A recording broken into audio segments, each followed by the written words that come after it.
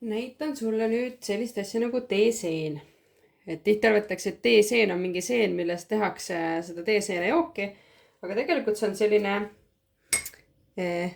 pannkook, mis tekib joogi pinnale. Et see on selline kihiline. Ja need kihid tekivadki siia peale poole. Ehk et alumised on kõige vanemad kihid ja iga kord, kui teeseenele uus tee panna, siis talle tekib uus kiht siia peale. See on siuke heledam, altpoolt on ta tumedam, on ju. Ja see on täiesti okei, kui ta on selline natukene siukene, no mingi, ei ole nagu nii sile, vaid on selline lopergune. Ja teeseen siis koosneb bakteritest ja pärmidest. Inglise keeles on see SCOBY ehk et Symbiotic Culture of Bacteria and Yeast. Ja tema tekibki sinna peale siis selle käärimise tulemusena. Ja selle seenega on niimoodi, et kui mõelda, et see nagu teeseene jook on nagu elus asi, siis see seen on kõige suurem asi, millele nagu keskenduda. Et sa võid panna seenele nime, sa võid seenega rääkida, seent natukene masseerida, on ju. Et seenekene on see, mis annab sulle märku, kuidas joogi tervis on. Et kui see on sattunud mingisuguseid lisaosakesi, siis tema hakkab hallitama, tema näitab, et midagi on halvasti, on ju. Et ja üks asi, mida teha siis seenega, kui ta läheb hästi paksuks, on, et teda saab poolitada. Ja nagu näed, siis niimoodi see lihtsalt käibki, et võtad ühe selle kihi, vaatad, kus kohas siis sõrm vahele läheb ja siis sealt tõmbad. Tõmbad selle kihi ära. Ja nüüd ongi, et selle kõige uuema saab jätta siia joogi sisse, panna siia joogi sisse tagasi ja niimoodi irnad siia pinna peale. Niimoodi, hästi jääb ilusti siia pinnale. Ja need teised siis saab kas ära kompostida või siis sõbrale anda või teisse purki panna. Näed, niimoodi lihtsalt tõmmadki pooleks ta.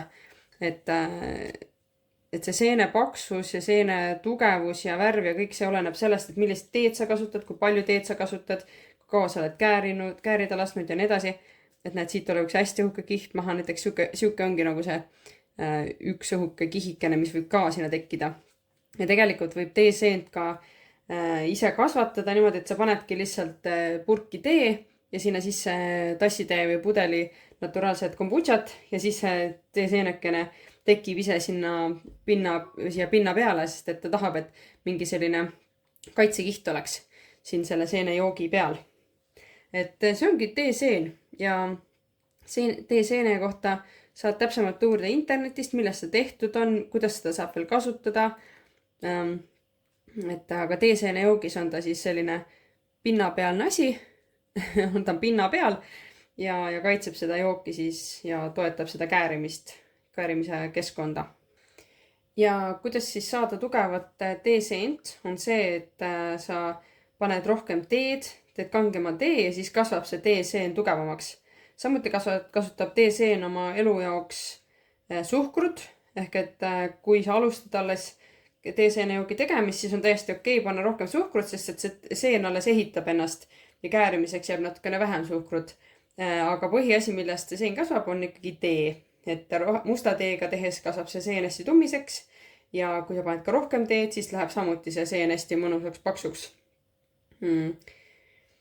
Ja seene peale vahel tekivad sellised mustad täpikesed või nagu sellised nagu kogumid.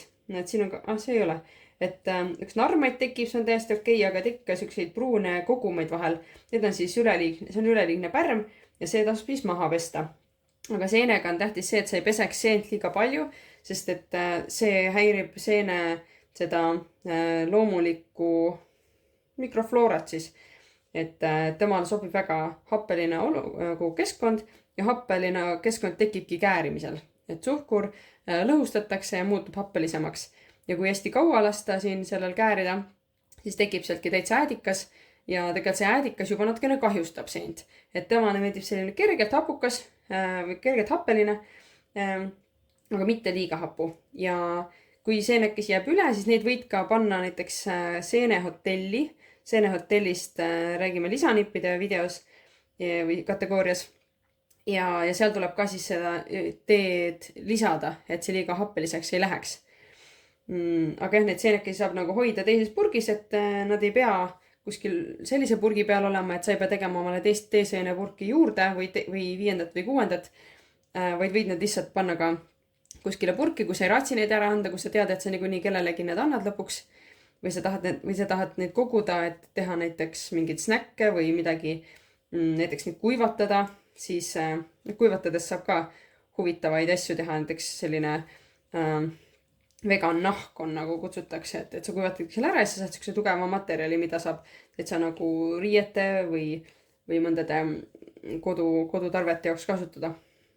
Et ma olen kuulnud näiteks, et selliseid ümmargusi tassialuseid on tehtud sellest ja nii edasi. Vot, et see teeseen on üks siuke huvitav asi, teda saab, tema ongi see, nagu see, öeldakse, et kombucha süda, aga tema ise teeseene joogi sees ei ole. Tema aitab ainult teeseene joogi käärimisele kaasa.